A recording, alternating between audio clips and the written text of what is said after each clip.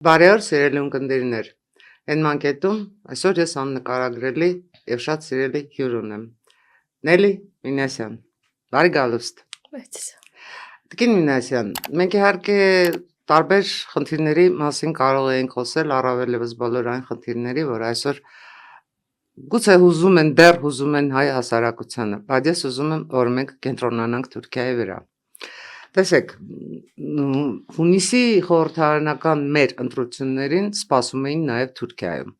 Ձեր գնահատականով ընտրությունների արդյունքները որևէ ձևով Թուրքիայի Հայաստանի հանդեպ քաղաքականությունը կարող են փոխել։ Իրականում այո, Թուրքիայում նույնպես շատ հետաքրքրված էին, եթե ես նախորդ շրջանները դիտարկեմ, հայաստանյան ընտրություններով եւ ըստ էության մեկ անգամ չէ որ այնտեղից տարբեր մակարդակով ուրեմն այսպես անդրադարձ եղավ, թե որ ուժին իրանք ցանկանում են որպեսզի ընտրվի։ Եվ տարբեր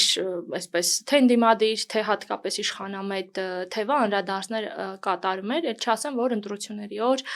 նաև տարբեր լրատվամիջոցներ եկել էին Հայաստան եւ Հայաստանից լուսաբանում էին, լուսաբանում էին, այո։ Թուրքիայի քաղաքական ըստ էության Թուրքիայում ցանկանում էին, այսպես ձևակերպեմ, որպեսզի ընտրվեր վարչապետ Նիկոլ Փաշինյանի գլխավորած ուժը, եւ դրանից հետո մենք իհարկե դեռ այսպես կոնկրետ քայլեր չենք տեսել, բայց եթե դիտարկենք, թե Թուրքիան ինչպիսի քաղաքականություն կորդեգրեր, օրինակ պայմանական, եթե ընտրվեր ընդդիմությունը, գիտեք, մի փոքր, եթե այս ամբողջ իրավիճակը դիտարկենք, ես կարծում եմ, որ այս պահի դրությամբ շատ մեծ փոփոխություն չէր լինի, որովհետև Թուրքիային ավելի շատ հետաքրքիր է այն պայմանավորվածությունները, այն նախագծերը, որոնք որ ուրեմն նախորդ իշխանությունները, այսինքն իշխանությունները այս պահին գործող ձեռք էին բերել։ Դա TTIP-ի հետ է կապված, հայ-ամերիկյան համաձայնության հետ է կապված, Ադրբեջանի հետ գործընթացի, Թուրքիայի հետ գործընթացի, այսինքն եթե մեծ հաշվով այնպիսի ուժ լիներ, որը որ այս բոլոր ուղղությունները կշարունակի, ես կարծում եմ Թուրքիայի համար ինչ-որ խնդիր չէր լինելու։ Շատ լավ, իսկ ինչ է կատարվում այսօր Թուրքիայում ընդհանրապես, որովհետև տեսեք, ես որքան հասկանում եմ, Ռեջեփ Թայիփ Էրդողանը փորձում է սահմանադրություն փոխել, որպեսզի 2028-ի նախագահական ընտրություններում վերստին կարողանա առաջադրվել։ Ներքաղաքականը դեռ մի կողմ թողած, արդյոք տնտեսական հնարավորությունները Էրդողանին թույլ են տալիս մինչև դարավերջ պայմանական մնալ նախագահ։ Իրականում Թուրքիայում ներքաղաքական կյանքում շատ լուրջ ու շատ բարդ գործընթացներ են տեղի ունենում, ես կասեի ճգնաժամերով։ Ուղղակի ճգնաժամից ճգնաժամ են գնում, փորձում են ճգնաժամը ախտարել ճգնաժամով։ Իրականում այո, որովհետև տեսեք նույն Էրդողանի իշխանությունը այս ճգնաժամը որպեսզի ավելի այսպես ցցու չլինի, իրենք դա ոնց որ շղարշում են անընդհատ ինչ-որ իրադարձություններով, օրինակ հիմա այս ամբողջ տարի Թուրքիայում մի քանի խոշոր միջոցառումներ հյուրընկալվեցին եւ մեկը կլինի հուլիսի սկզբին ՆԱՏՕ-ի գագաթնաժողովը եւ այս շղարշներով փորձում են ցույց տալ, որ խնդիրներ չկան այդքան շատ մեծ, խնդիրները խորքային չեն, լուծելի են, բայց իմ կարծիքով եւ ընդհանրապես բոլորն են այդ մասին խոսում, Թուրքիայով զբաղվողները, որ խնդիրները շատ խորքային են։ Բնականաբար Արդարության և զարգացում կուսակցությունը փորձում է պահպանել իշխանությունը եւ դրա համար կատարում է որոշակի քայլեր։ Եվ տեսեք, երբ որ Էրդողանը ինչ-որ ռեալ ռիսկ է տեսնում իր իշխանության նկատմամբ, ոնց որ դրա դեմն առնում է, այդ խնդիրը լուծում է։ Օրինակ, նրան շատ լուրջ մրցակից էր հանդիսանում Ստամբուլի քաղաքապետը Այո, ես ուզում եի հենց դա ասնել։ Վերջերս Էքրեմ Իմամօղլուն բանտից հայտարարեց, որ պատրաստ է նոր կուսակցություն ստեղծել։ Այս հիմա այս դրա մասին Որքանով են ռեալ ընդդիմության շանսերը եւ Իմամօղլու ու Իմամօղլուի կողմնակիցների շանսերը։ հաշվի առնելով այս քլիչ դարողլու ինչ որ զիգզակները։ Տեսեք, ես միտքս շարունակեմ, նաև ձեր հարցին պատասխանեմ։ Էքրեմ Իմամօղլուին ձերբակալեցին եւ ընդհանրապես մենք միայն Իմամօղլուի մասն ենք խոսում, որտեղ ամենա այսպես երևացող ֆիգուրը նա է, բայց իրականում շատ մարդիկ են ձերբակալվել հանրապետական ժողովրդական կուսակցությունից, տարբեր քաղաքապետեր, այսինքն տարբեր ընդդիմադիր, այսպես այն խումբը, որ կարող է ինչ-որ գործընթացների վրա ազդեցություն ունենալ։ Եվ ակնհայտորեն միակ լուրջ ընդդիմադիր ուժը Արդարություն եւ զարգացում կուսակցությանը դա հանրապետական ժողովրդական կուսակցությունն է։ Եվ տեսեք, երբ որ այնտեղ եկավ Քլիչդարօղլուից հետո ընտրություններ եղան կուսակցության ներսում եւ նախագահ դարձավ Օզգյուր Օզելը, որը մի շատ այսպես մոտիվացված, եռանդուն, ուրեմն գործիչ է եւ աստիճանաբար ուրեմն կրկին իշխող ուժը զգաց, որ նա կարող է շատ լուրջ խնդիրներ իրենց համար ստեղծել։ Եվ տեսեք գնաց պառակտման ճանապարհով, երբ որ հանրապետական ժողովրդական կուսակցության մեջ տեղի ունեցավ պառակտում։ Ուրեմն խնդիրը ինչումն է, երբ որ տեղի են ունեցել կուսակցության նախագահի ընտրությունները, Քլիչդարօղլուն եւ նրա կողմնակիցները, որոնք շատ փոքր խումբ են կազմում, համարել էին, որ դա արդար ընտրություններ չէ, որտեղ Քլիչդարօղլուն չեն ընտրվել եւ դիմել էին դատարան 3 տարի առաջ։ Եւ տեսեք 3 տարի հետո դատարանը, ընդհանրապես դատական համակարգը վերջերս Թուրքիայում չգիտեմ, արդեն զավեշտալի երբեմն գերարագ է գործում, այո, կայացնում, եւ դատարանը որոշումը կայացրել, որ անվավեր է ճանաչել այդ ուրեմն ընտրությունները, այո, եւ Քլիչդարօղլուին հետա վերադարձել իր պաշտոնին։ Հիմա տեսեք, այս համատեքստում արդեն ակնհայտորեն ամենահին, այսինքն Քեմալի կուսակցության ներսում տեղի ունեցել պառակտում, սա արդեն փաստ է, եւ կողմերը դեռևս իրենց հնարավորություններն են ուրեմն այսպես ծանր ու թեթևանում եւ առաջիկայում ես նույնպես կարծում եմ, որ պետք է սպասել, որ Օզգյուր Օզելի գլխավորությամբ եւ ընդհանրապես այդ հիմնական դիմադիր ամբողջ կորիզն նրա հետ կհիմնադրեն նոր կուսակցություն եւ այդ նոր կուսակցությունը արդեն կգնա ընտրություններին, առաջիկա ընտրություններին։ Այս պահի դրությամբ Էրդողանը ինքը կարծում է, որ ըստ էության հաղթել է, որտեղ գլխավոր ընդդիմադիր ուժը պառակտված է այս պահին։ Իսկ ինչ վերաբերվում է սահմանադրության փոփոխության, այդ մասին շատ երկար են իրենք աշխատել, կա հանձնաժողով, որ շատ երկար աշխատում է, բայց այնտեղ իրենք լուրջ խնդիրներ ունեն եւ ես կարծում եմ, որ գուցե Էրդողանը չգնա սահմանադրության փոխելու ճանապարհով։ Դեպքում արտահերթ ընտրություններ պիտի հրավիրի։ Այո, տեսեք, այնտեղ կա երկու գլխավոր խնդիր, իսլամի խնդրից բացի։ Իհարկե սկզբում իսլամի խնդրի վրա են կենտրոնացած։ Կառավարման մոդելը նկատի ունեք։ Այո, մեկը կառավարման մոդելն է, որտեղ Էրդողանը վերջերս հայտարարեց, որ մենք կարող ենք կրկին հետ վերադառնալ պարլամենտական։ Էրդողանը ինքը փոխեց սահմանադրությունը նախագահական կառավարումից խորհրդարանական կառավարման, հիմա ռևերս է։ Խորհրդարանականից նախագահականի, հիմա ռևերս է։ Հա, ինքը որտեվ իր ժամկետն է լրանում, հիմա ինքը կառավարեց, ասում է, չէ, ճիշտ էր պարլամենտական վարչապետ լինելը։ Հիմա էլ այո։ Եվ այնտեղ կա խնդիր, որտեվ քրդերի հետ այս հաշտության համատեքստում քրդերը պահանջում են, որպեսզի սահմանադրությամբ իրենց որոշակի իրավունքներ ամրագրվի։ Այսա շատ իհարկե նուրբ եւ կարեւոր խնդիր է, որը գուցե Թուրքիայել դրան պատրաստ է։ Այ հենց ես դա նկատի ունեմ, որ ըստ էության երևի թե պատրաստ չէ Էրդողանը ընդհանրապես իշխող վերնախավը, որտեվ քրդերը ճիշտ է այդ մեկ կուսակցությամբ կարողանում են խորհրդարան մտնել, բայց մնացած բոլոր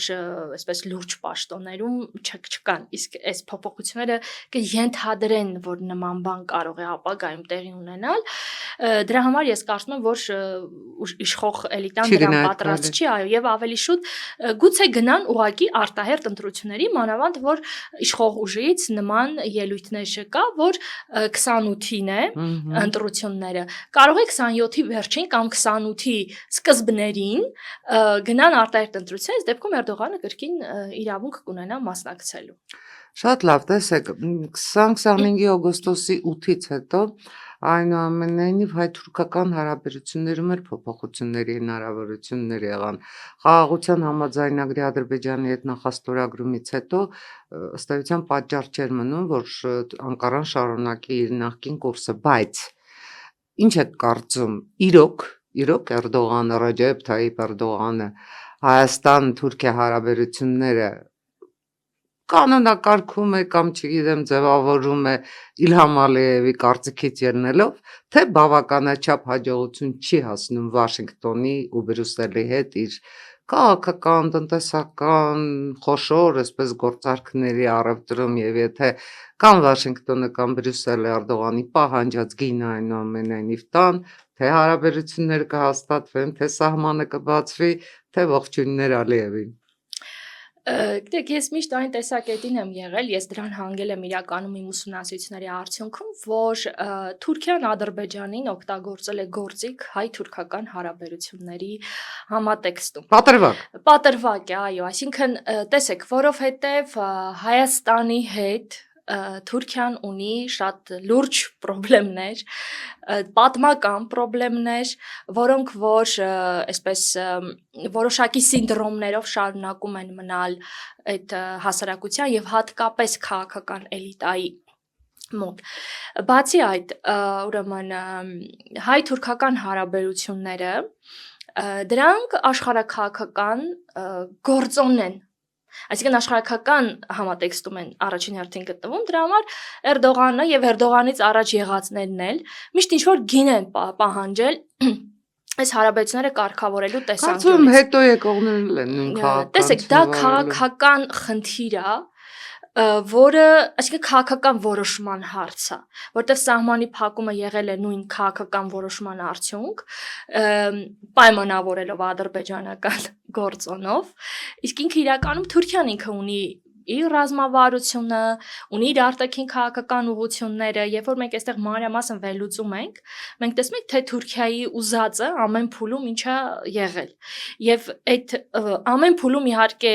կան այսպես խոշոր ու կան տարբերվող բաներ։ Օրինակ, այս փուլում ես կարծում եմ, որ այդ գինը կամ այդ խնդիրները կապված են հիմնականում թրիփի հետ։ Այսինքն ամեն ժամանակահատվածում Թուրքիան իր առաջ ինչ-որ խնդիրներ ա դրել եւ Հայաստանի հետ հարաբերությունները այնքան զուտ եթե միայն վերցնենք Հայաստանի հետ հարաբերությունները Թուրքիային չեն տվել այնքան մեծ դիվիդենդներ, հա, որ ինքը դա թեկուզ Ադրբեջանի հետ կապված հարաբերությունների համատեքստում կկարողանար, այսինքն ավելի բարձր կլիներ։ Չէ, իրականում ավելի ցածր ա եղել, դա աշխարհակական գործոնով ա պայմանավորվել։ Դրա համար Թուրքիան այստեղ թողել է միշտ այս խնդիրը այսպես արկախված։ Եվ կարելի է նաև ասել, որ Թուրքիայի կողմից կան որոշակի, չասեմ վախեր, բայց որոշակի նաև անհանգստություններ։ Դա զուտ հայկական գործոնով չի պայմանավորված, այլ օրինակ ռուսական գործոնով։ Տեսեք, Լավրով-Ֆիդան հանդիպում թվում է Ռուսաստանի արտաքին գործերի նախարար, Թուրքիայի արտաքին գործերի նախարար, ու հանկարծ քննարկում են հայ-թուրքական հարաբերությունները։ Ինչու՞։ Դա միշտ այդպես է եղել։ Ես գիտեմ, որ միշտ է այդպես եղել, բայց ինչու այնուամենայնիվ։ Եվ միանշանակ է, որ Ռուսաստանին ընդհանրապես տարածաշրջանում բացարձակապես ձեռնտու չի հայ-թուրքական հարաբերություններ ունենալը, հայ-թուրքական սահմանի բացումը, անկախ նրանից, թե Սմոլենսկի հրապարակից ինչ հայտարարություններ կհնչեն։ Կասեն ողջունում ենք, նպաստում ենք, եկեք մենք անենք մեր հովանու ներքո ինչ-որ բան ստորագրենք, այդ ասում են, բայց դե ֆակտո իրական գետնի վրա բացարձակապես դա Ռուսաստանի շահերից չի բխում։ Հիմա ունի Ռուսաստանը հնարավորություն Թուրքիայի հետ էլի Հայաստանի հաշվին ինչ-որ առևտրի գնալու, ինչ-որ պայմանավորվածություններով գնալու կամ արդյոք Ֆիդանը, Էրդողանը, Պուտինի, Լավրովի հորդորով ինչ-որ հակահայկական քայլի էլի կգնան այս ստեղծված իրավիճակում։ Հաշվի առնելով նաև ռուս-թուրքական հարաբերությունների ողջ այդ փոփոխությունները, եկեք հիշենք ոնց էին համագործակցում Սիրիայում, հետո ինչ կատարվեց նույն Սիրիայում, Լիբիայում ինչ կատարվեց, լավ պատմություն ունեն, էլի այսպես փոխհարաբերությունների շատ հետաքրքիր պատմություն ունեն։ Վերջին հաշվով նաև Իսրայելի հետ հիմիկվա հարաբերությունները, թուրք-իսրայելական հարաբերությունները, մեծ մերձավոր արևելք Թուրքիա, Իրան, Թուրքիա։ Այս ամբողջ սպեկտրը եթե գնահատենք եւ փորձենք այս սպեկտրից բխեցնել Թուրքիայի վերաբերմունքը Հայաստանին։ Տեսեք, ռուս-թուրքական հարաբերությունները դրանք անգամ այն ժամանակ, երբ որ փոքր այդպես լավ շրջաներ են եղել, այս բառը օգտագործեմ, հա, ինչ որ համագործակցության իրենք հիմքեր են ունեցել, միևնույնն է այնտեղ ռազմավարական խորքում, ռազմավարական Միևնույն դա չի խանգարել ուղիղ եթերում դեսպան սպանել։ Այո, տեսեք, իրանք եղել են հակառակորդներ։ Իրանք հակառակորդներ են, մրցակիցներ են եւ բնականաբար Թուրքիան, որի այսպես գլխավոր ուղղություններից մեկը հետխորհրդային տարածությունն է, բնականաբար այստեղ Թուրքիան իր դիրքերն ամրապնդում է ռուսական դիրքերի հաշվին եւ դա ակնհայտ է թեկուզ հարավային Կովկասը ուրեմն կարող ենք բերել։ Բայց այնուամենայնիվ ներկա իրավիճակում, երբ որ Ռուսաստանը որոշակի խնդիրներ ունի եւ ըստ էության իր համար դա ամենագլխավոր խնդիրն է, նկատի ունեմ ուկրաինական պատերազմը, բնականաբար այսպես ինքը որոշ տարածաշրջաներում, այդ թվում նաեւ մեր տարածաշրջանում զիջում է, որը Թուրքիան արագ փորձում ուրեմն լցնել։ Այստեղ հարավային Կովկասում հայ-թուրքական հարաբերությունները իհարկե շատ կարեւոր են եւ հարավային Կովկասի համատեքստում եւ ձեր ասած մերձավոր, մեծ մերձավոր արևելքի համատեքստում եւ ընդհանրապես միջազգային այսպես հիմա արդեն նաև տրիպի համատեքստում ես հիմա գամ տրիպի նաև տեսեք ինձ մոտ օրինակ այդ հանդիպումից տպավորությունն էր որ փորձում են թուրքերի հետ պայմանավորվել։ Տեսեք, փորձում են թուրքերի հետ պայմանավորվել ինչ-որ խնդիրների շուրջ, որոնք որ հենց նույն թուրքական պարբերականներից մեկը ջումհուրի եթե շատ հետաքրքիր դիտարկում էր արել, որ հարցերի շուրջ են փորձում պայմանավորեն, որը հնարավորությունը Անկարան ուղղակի չունի։ Այսինքն այդ հարցերը Անկարայի հետ չեն պայմանավորվում։ Նույն մերձավոր արևելյան հարցերը։ Եթե մենք գանք հարավային Կովկասին, տեսեք, ես կարծում եմ, որ այս պահի դրությամբ Ռուսաստանի հնարավորությունները բավականին սահմանափակ է։ Եթե մենք ունենայինք միայն հայ-թուրքական սահման առանց թրիփի խնդրի, գուցե այստեղ իրենք կարողանային որոշակի, այսպես ազդել գործընթացի վրա, որովհետև չմոռանանք, որ դեռևս երկաթուղին ամբողջությամբ ըստ էության ռուսական կոնցեսիային ռուսներին է պատկանում։ Այսինքն այստեղ իրենք կարող էին, որովհետև Հայաստանի համար հայ-թուրքական հարաբերությունների կարգավորման այսպես միջուկը խնդիրը դա ապաշրջափակումն է։ Այսինքն էսա մեր գլխավոր հարցը։ Այստեղ կարող էին որոշակի խոչընդոտող, տեսականորեն դեր խաղալ, բայց քանի որ կա թրիփի համատեքստում, դա Թուրքիան եւ նաեւ Ադրբեջանը իրենց համար գնահատում են որպես շատ մեծ մի այսպես հնարավորություն շատ մեծ հնարավորություն են դիտարկում, որտեղ փաստացի թրիփը անգամ երբ որ մենք փաստաթուղթն ենք նայում, դա ըստ էության ապահովում է անխոչնդոտ կապ Թուրքիայի եւ թուրքախոս երկրների միջև Ադրբեջանի միջոցով։ Այսինքն սա Թուրքիայի համար այն գլխավոր բանն է, ինչի համար ինքը վերջին տարիներին ուրեմն անընդհատ փորձել է հասնել այդ ազդեցությանը։ Հետևաբար, եւ այստեղ էլ չեմ խոսում ամերիկյան ազդեցության մասին, ամերիկյան ներդրման մասին, որը ավելի հեռահար Թուրքիայի մոտ անհանգստություններ է առաջացնում եւ այլն, որտեվ ըստ էության կուզենային ավելի շատ լիներ ռուսական, իրանական ազդեցությունն ավելի հեշտ կլիներ նրանց հետ ըստ էության որոշակի համաձայնության, ինչպես որ եղել է նախորդ դարերում, քան թե ամերիկյան ուրեմն այսպես կողմի հետ։ Դրա համար թուրքերը շատ զգուշավոր են եւ ես կարծում եմ, որ այդ հանդիպման ընթացքում անշուշտ քննարկվել են բոլոր տեսակի հարցերը, բայց այդ հանդիպման ընթացքում միակ լուրջ խնդիրները, որի շուրջ իրենք կարող էին գալ կարևոր գետնի վրա այսպես համաձայնության, դա երկու երկրների միջև առկա տնտեսական, туриզմի եւ մյուսների հետ կապված ուրեմն խնդիրներն էին։ Ջումհուրիեթի բացատրությամբ, որտեղ մյուս խնդիրների լուծումը իրենցից կապված չէ։ Իսկապես տեսեք, եթե Սիրիայում են, առանց ամերիկացիների հնարավոր չի Սիրիայում։ Էլ չասեմ, որ Ռուսաստանի ազդեցությունը Իսրայելի հետ Իսրայել-Պաղեստին կոնֆլիկտը։ Իսրայել-Պաղեստին հարաբերություններում սա արդեն առավելևս Իրան-Ամերիկայի Միացյալ Իրանի հետ կապված ուղղակի հնարավոր չէ։ Նույն հարավային Կովկասում արդեն կա ստորագրված որոշակի փաստաթղթեր եւ մենք տեսնում ենք, որ այդ ուղղությամբ նախապատրաստում են որոշակի աշխատանքներ։ Իրենք էլ փորձում են ավելի այլ կողմից ազդել գործընթացների վրա, որը որ ըստ էության Ամենայն դեպս Հայաստանի ընտրությունները ցույց տվեցին, որ հաջողություն չունեցան այս պարագայում։ Այսինքն դրանք բայց խնդիրներ են, որոնք Թուրքիան ինքը նախ տեսնենք թե քանի ինչ չափաբաժին ունի այդ խնդիրների մեջ։ Այս 15 թվականի Սիրիան չի էլի, որ պայմանավորվեն, այս լրիվ ուրիշ Սիրիա է, ընդ որում, եթե Սիրիայի օրինակը վերցնենք, Թուրքիան հաղթել է Ռուսաստանի Սիրիայի օրինակում,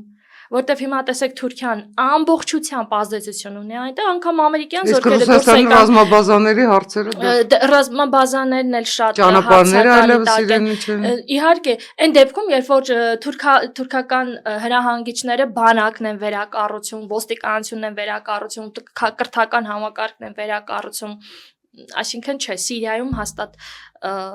արդեն քաղաքականությունը ձախողված է։ Դուք հիշատակեցիք ՆԱՏՕ-ի գագաթնաժողովը Անկարայում։ Այո։ Լրատվամիջոցների փոխանցմամբ ներկայ է լինելու Ամերիկայի Միացյալ Նահանգների նախագահը։ Բնական է, որ Էրդողանը օգտագործելու է Տրամպի հետ իր հողի վրա հանդիպումը։ Ձեր գնահատականով ինչ խնդիրներ է փորձելու Էրդողանը Տրամպի հետ լուծել իր համար։ Եվ արդյոք դրանք առնչվելու են նաև տրիպին։ Ես կարծում եմ այդ համատեքստում տրիպը շատ վերջին տեղերում է, գուցե եւ չքննարկվի, որտեվ տրիպը մեծ հաշվով իրանց չի վերաբերվում, ուղղակի իրանց չի, իհարկե անուղղակի վերաբերվում։ Բայց Էրդողանը եկեք հիշենք, որ դեռ Տրամպից առաջ էր քաղաքականությունը վերածել գործարքի։ Ուղղակի ինքը շատ ավելի լուրջ խնդիրներ ունի, քան տրիպն է։ Տրիպի հետ կապված ամեն ինչ պարզ է, այդտեղ ամեն ինչ ձևակերպված է, գրված է, ուրիշ բան որ Ադրբեջանի միջոցով ինչ որ գործընթացների մեջ են փորձում մտնել։ Տեսեք, Թուրքիան եւ անձամբ Էրդողանը այո Ամերիկայի հետ շատ խնդիրներ ունեն։ Նախ առաջինը թուրք-ամերիկյան հարաբերություններն են, որքան էլ որ դա ներկայացվում է, որ խնդիր չկա, եւ որքան էլ որ Թրամփը հերվից գովում է Էրդողանին, բայց կան լուրջ խնդիրներ։ Նախ առաջին հերթին այդ ռազմական համագործակցության խնդիրներն է։ Նախ Չարաբաստիկ F-35-ները ապրեք, այո, F-35-երը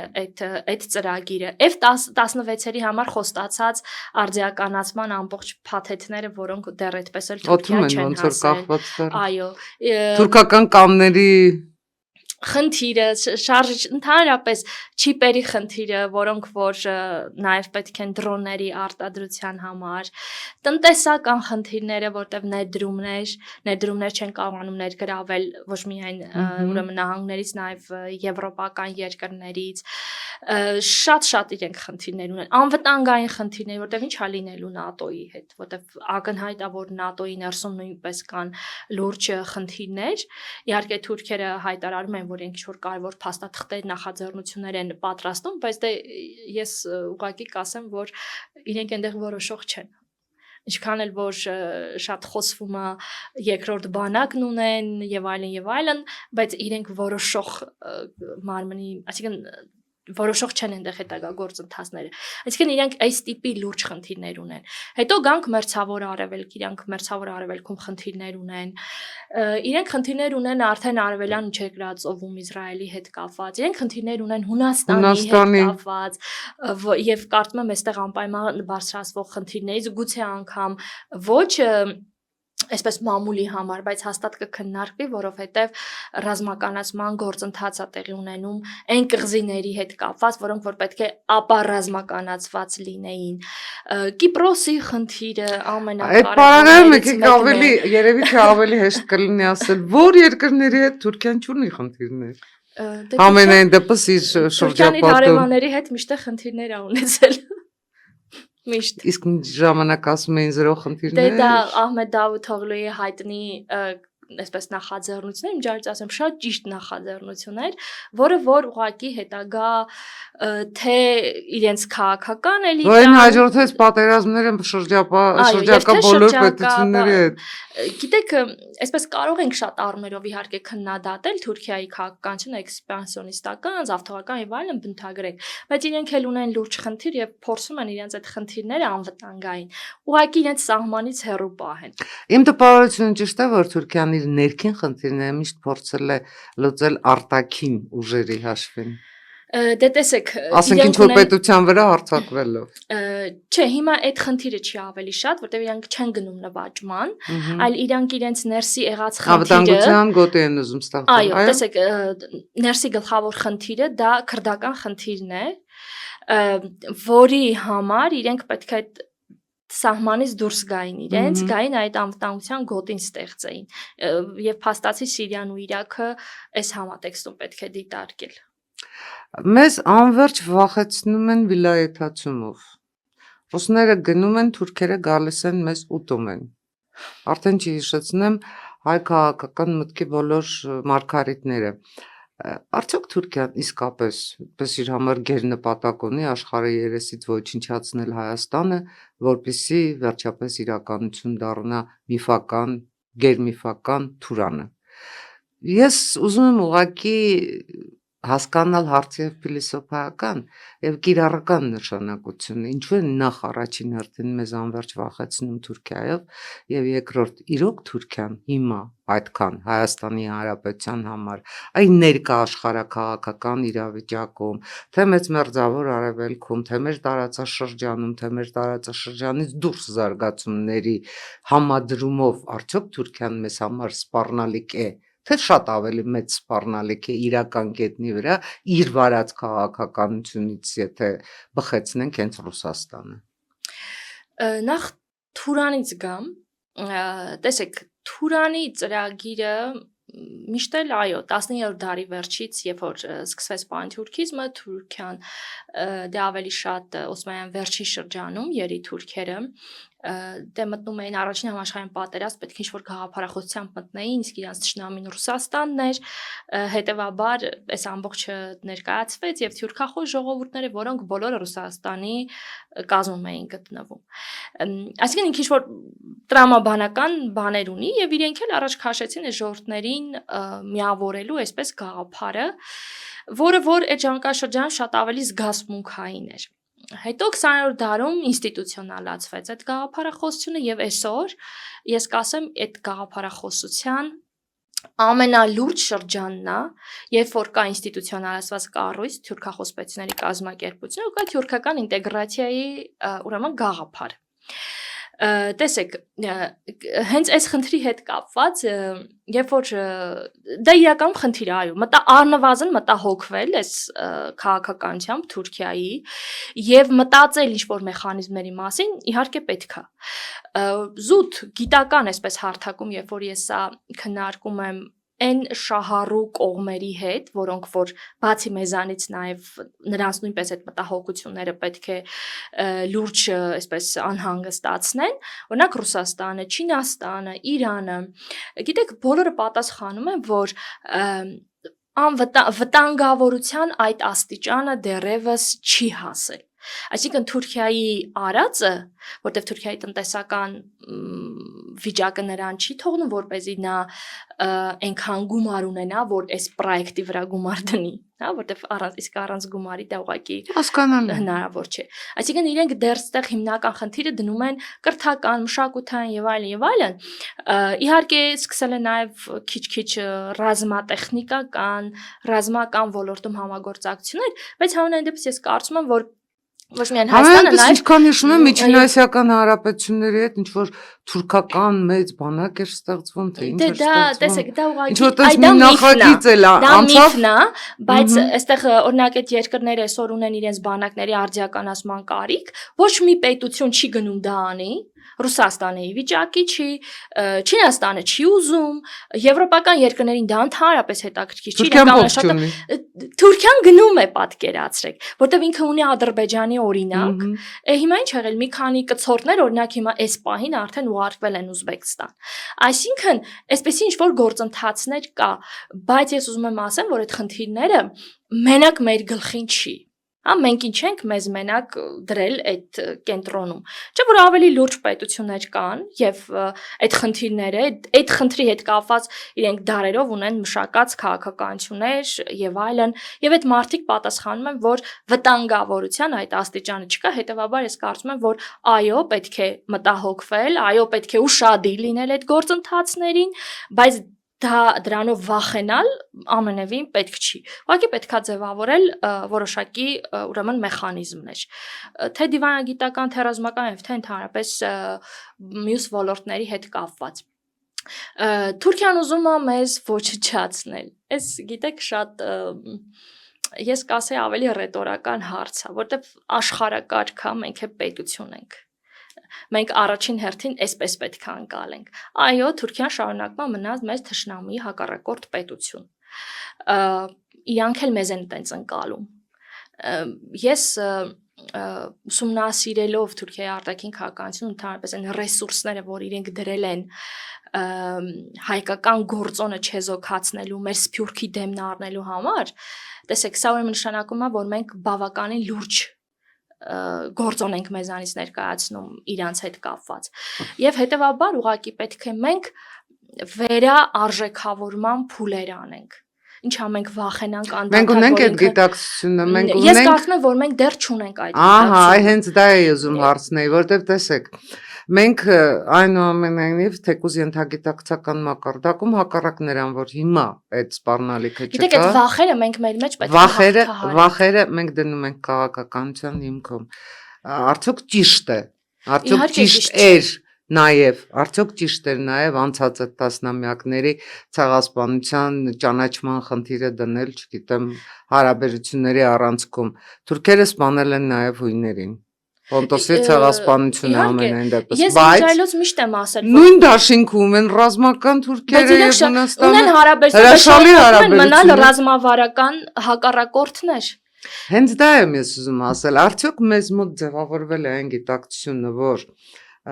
թշնամին դադարում է թշնամի լինել այն պարագայում, երբ իր հետ մտնում ես որոշակի հարաբերությունների մեջ, առևտրատնտեսական, Թշնամի շարունակում է մնալ թշնամի։ Տեսեք, գիտեք, շատ են ինձ հարց տալիս այդ վիլայեթացման, չգիտեմ, գալիս են մեզ ուտեն եւ դրա հետ կապված։ Դու ինքդ պետքա քո դռները լավ պահես։ Դու ինքդ պետքա ձևավորես մեխանիզմներ։ Դու ինքդ պետքա պետություններ չվերջապես։ Պետքա գոնե պետական մակարդակով այդ գիտակցությունը պետքա լինի։ Թե չէ հակառակ դեպքում ներողություն, դա կարողա չլինի Թուրքիան, լինի մեկ այլ պետություն հարևան։ Չենք մենք միայն կենտրոնացել Թուրքիայի վրա։ Այսինքն սա վերաբերում է արդեն զուտ քո եւ քո պետության, քաղաքում պետություն ենք, թե չէ։ Այսինքն պետքա ուղեղներս աշխատացնենք մեզ, ենթադրենք այնպես իրավիճակա, որ մենք չունենք հովանավոր, չունենք փաստացի։